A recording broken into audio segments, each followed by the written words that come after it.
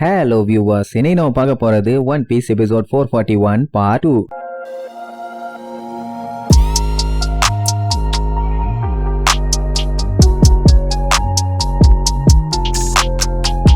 Open பண்ணா பயங்கரமா கத்துன நம்ம லூஃபி திடீர்னு மயக்கம் போட்டு பொத்துன்னு விழுந்தால. அதுக்கப்புறம் அவன் கைய பிடிச்சு பார்த்து இவன் பயங்கரமா அழ ஆரம்பிச்சிருவான். எல்லாத்துக்குமே அங்க பயங்கரமான ஷாக்கு. ஐயோ லூஃபிக்கு என்னாச்சுன்னு பதறுவாங்க. அவங்கிட்ட வேற எந்த ஒரு அசைவுமே இல்ல. அப்ப அவன் லூஃபி அப்படியே பார்த்துட்டு அவனோட பல்சுக்கெல்லாம் ஒன்னாகல, நல்லா தான் இருக்கான்பா. அட மங்கூஸ் மண்டியா காமெடி பண்ற டைமாடா இதுன்னு கறிட்டு துப்புவாங்க. ஆக்சுவலா இப்படி அவனுக்கு ஒரு பயங்கரமான ட்ரீட்மெண்ட் கொடுத்ததுனால அவனோட லைஃப் கம்மியாயிருச்சுன்னு மட்டும் நல்லா தெரியுது. அண்ட் அது மட்டும் இல்லாம அவங்கிட்ட சுத்தமா எனர்ஜியே இல்ல. அத நான் பாத்துக்கிறேன்னு சொல்லி சரக்குன்னு அவன் வயித்துல ஒரு குத்து ஊத்தி எனர்ஜி ஹார்மோனை கொஞ்சம் ஏத்தி விடுவான். அதுக்கப்புறம் அது என்ன ஜஸ்ட் அடலின் தானே, இனி எல்லாம் சரியா போயிடும், ஒரு நாளைக்கு உண்டான எனர்ஜி இப்போ உங்ககிட்ட இருக்குன்னு சொல்லுவான். கீழே விழுந்த லூஃபி அப்படியே கொலவெறியோட கத்திக்கிட்டு எந்திரிப்பான். இப்ப என்ன பஞ்சாயத்துனா இவனை சடனா இவ்வளவு பவர் கொடுத்து எழுப்பி விடலாம். ஆனா சில பல நாட்களுக்கு அப்புறம் தான் இவன் பாடியை எந்த அளவுக்கு ஸ்ட்ரெஸ் பண்ணானோ அந்த அளவுக்கு சைடு எஃபெக்ட் டபுளா வரும். அதெல்லாம் அப்புறம் பாத்துக்கலாங்கிற மாதிரி சொல்லுவான். இங்க லூஃபி சும்மா தொண்டகலியா கத்திட்டு எந்திரிப்பான். என்னன்னா இப்ப பயலுக்கு பாடி ஃபுல்லா எனர்ஜி இருக்கு. எவனாச்சும் குறுக்க வந்தானா போதும் ஏறி மிதிச்சுக்கிட்டு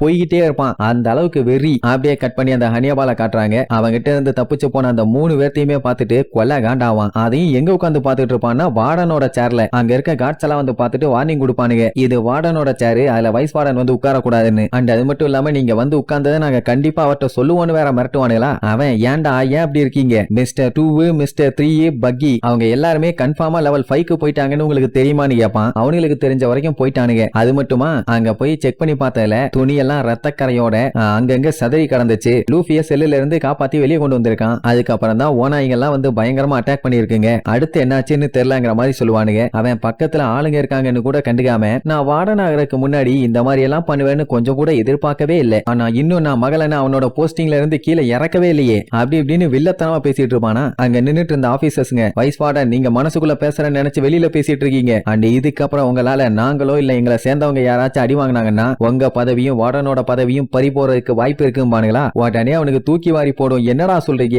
என்ன சொல்றீங்க, என்னோட பதவியும் புடிங்கிருவாங்களா, நிஜமாவாடா சொல்றீங்கன்னு பதறுவான். அட ஆமா அதுல எந்த டவுட்டும் இல்லன்னு கேஷுவலா சொல்லுவானுங்க. அப்படியே கட் பண்ணா பக்கியும் மிஸ்டர் 3யும் எப்படியோ லெவல் 4க்கு வந்துட்டானுங்க. அங்கதான் பயங்கர சூடா இருக்குமே. என்னடா இது இவ்வளவு கொடூரமா இருக்குன்னு சொல்லிட்டு லெவல் 3யோட ஸ்டேர்கேஸை நோக்கி வேகமா ஓடுவானுங்களா. அங்க பார்த்தா ஒரு ஜெயிலரும் இல்ல, செக்யூரிட்டி கார்ட்ஸும் இல்ல, எல்லாருமே போயிட்டாங்க. அப்படி இருக்கும்போது இந்த டைம்ல தானே இவங்க எஸ்கேப் ஆகிக்கணும். அதனால சட்டு புட்டுன்னு தப்பிக்கிற வழியை பாப்போம்னு சொல்லிட்டு அடிச்சு புரண்டு வந்தவனுங்க சடனா ஸ்டாப் ஆவானுங்க. என்னடான்னு பார்த்தா அங்க ஸ்டெப்ஸுக்கு பக்கத்துல அந்த டிரான்ஸ்போர்ட்டர் ஸ்னெயில் ஒன்னு உட்கார்ந்துட்டு இருக்கும். அது ஆக்சுவலா கேமரா. இப்ப மட்டும் இவனுங்க அதோட கண்ணுல பட்டானுங்க, அவ்வளவுதான். இவ்வளவு நேரம் அவனுங்க பட்ட கஷ்டம் எல்லாம் வீணா போயிடும். ஏன்னா யாரு கண்ணிலையுமே சிக்காம இவ்வளவு தூரம் வந்திருக்கானுங்க. இப்படியே போனானுங்கன்னா தப்பிச்சிடலாம், இல்லன்னா ரொம்பவும் கஷ்டம்னு சொல்லிட்டு பண்ணுவானுங்க பாருங்க அலப்பற. ஃபர்ஸ்ட் அது மூவ் பண்ணி போயிட்டு இருக்கும்போது அதோட பின்னாடி போய் நிப்பானுங்க. ஏதோ சத்தம் கேக்குதுன்னு கண்ணை திருப்பி பார்க்கும். பார்த்தா யாருமே இருக்க மாட்டாங்க.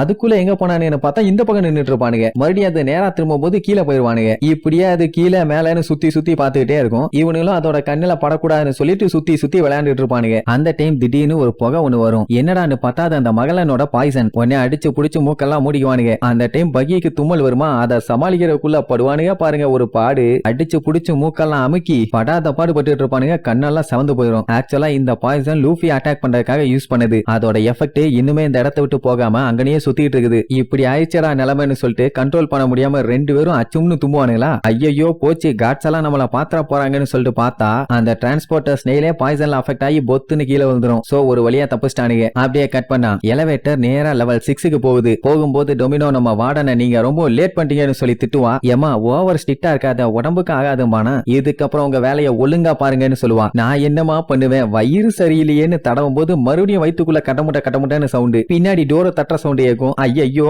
மறுபடியுமா, ஒரு 5 நிமிஷம் ஒதுங்கிட்டு வந்துறேனேமா. டொமினோ ஸ்ட்ரிக்டா சொல்லிடுவா, டோரை திறக்க கூடாது, அடக்கிக்கிட்டு இங்கே நில்லுன்னு. அது எப்படி பாசிபிள்னு கேட்டா பண்ணணும். ஏன்னா 9 மணிக்கு கரெக்டா பிரிசனரை கொண்டு போய் ஃப்ரண்ட் கேட்ல ஒப்படைக்கணும். அதுதான் இவங்க மிஷனே. இப்ப இவங்க மட்டும் அதை பண்ணாம விட்டாங்கன்னா இம்பல் டவுனுக்கே அது ஒரு பெரிய கெட்ட பேரு. இது ஏன் நடந்துச்சு எப்படி நடந்துச்சுன்னு கேட்கும் போது வார்டனுக்கு ஆய் வந்ததுனால தான் இந்த மாதிரி லேட் ஆச்சுன்னு சொன்னா மொத்த ஊருமே சேர்ந்து இம்பல் டவுனை காரிட்டு மூஞ்சிலேயே துப்பாது, கண்டிப்பா துப்பும். அதனால பேசாம இருங்கன்னு சொல்லி கூட்டு போவா. அப்படியே கட் பண்ணி வெளியில காட்டுறாங்க. அங்க வைஸ் அட்மிரல் ஒனிகுமோ வந்திருப்பான். எதுக்குன்னு கூட்டு போறதுக்காக. இங்க இருந்து இருந்து எந்த ஒரு பஞ்சாயத்தும் இல்லாம சேஃப்டியா மரைன் போர்டுக்கு கொண்டு போய் சேர்த்தாகணும். அது வரைக்கும் ஒரு சின்ன தடங்கள் கூட வந்துடக்கூடாது.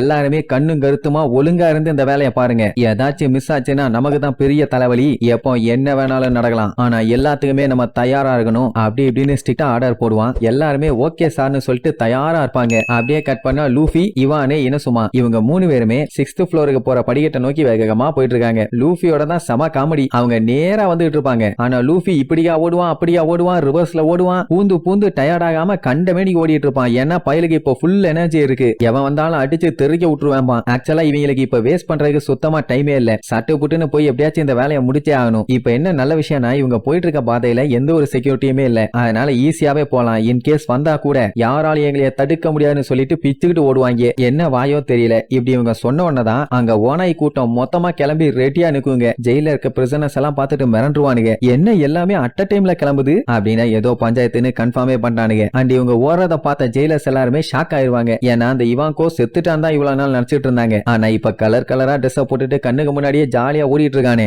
அதே நேரம் இவங்க வேகமா போயிட்டு இருக்கும் போது ஆப்போசிட்ல இருந்து ஏகப்பட்ட ஓனாய்ங்க வந்து மொத்தமா எல்லாத்தையுமே ரவுண்டு கட்டி வச்சுங்க. வெட்டு வாங்கிலாம் இவங்க ஒக்கா மக்கா கேஷுவலா கண் இமைக்கும் நேரத்துக்குள்ள எல்லா ஓனாயும் அசால்ட் அடிச்சு தெறிக்க விட்டுட்டு கிளம்பிடுவாங்க. அதுக்கப்புறம் எப்படியோ டோரை ஓபன் பண்ணிட்டு லெவல் 6க்கு போற ஸ்டேர் கேஸ புடிச்சிட்டாங்க. என்ன இதுக்கப்புறம் இவங்க போயிட்டு இருக்கத கண்ட்ரோல் ரூம்ல எல்லாருமே மானிட்டர் பண்ண ஆரம்பிச்சிருவாங்க. சோ போராடி தான் ஆகணுங்கிற மாதிரி இனசுமா சொல்லுவான். எவனா இருந்தா என்ன பொல்லந்து கட்டிலான்னு சொல்லிட்டு லூஃபி கத்திட்டே ஓடுவான். இப்போ கேமரால பாத்துட்டானுங்க. இன்ட்ரூடர் 5க்கும் 6க்கும் நடுவுல இருக்க ஸ்டேர் கேஸ்ல ஓடிட்டு இருக்காங்கன்னு சொன்ன உடனே யாரு என்னன்னு பார்த்துட்டு அவங்களுக்கே பயங்கரமா ஷாக் ஆகும். ஏன்னா பல வருஷத்துக்கு முன்னாடி மிஸ் ஆயிட்டாங்கன்னு சொல்லிட்டு இருந்த 2 பேரு இப்ப அவங்க கண்ணு முன்னாடி ஓடிட்டு இருக்காங்க. அதத்தான் அவங்களால நம்பவே முடியல. எப்படி இத்தனை வருஷமா அவங்க சர்வே ஆனாங்கன்னு. லூஃபிய பத்தி நல்லாவே தெரியும். அவன் நேத்து தான் புதுசா உள்ள இறங்கி குட்டையை வளப்பிட்டு இருக்கான். ஆனா அங்கேயுமே ஒரு பெரிய குழப்பம். ஏன்னா வார்டன் அவனை தான் பாய்சனை வச்சு ஃபுல்லா நிரப்பி விட்டு போட்டு தள்ளிட்டாரு. அப்புறம் எப்படி அவன் உயிரோட வந்தான்னு ஒன்னும் புரியல. அதுக்கப்புறம் சவுத் ப்ளூவை சேர்ந்த ரெவல்யூஷனரி இனசுமாவும் வந்திருக்கான். இவனுமே சில பல ஆண்டுகளுக்கு முன்னாடி காணாம போயிட்டான். எப்படி இங்க வந்தான்? அது மட்டும் இல்லாம லெவல் 6க்கு போயிட்டு இருக்காங்க. What is the matter?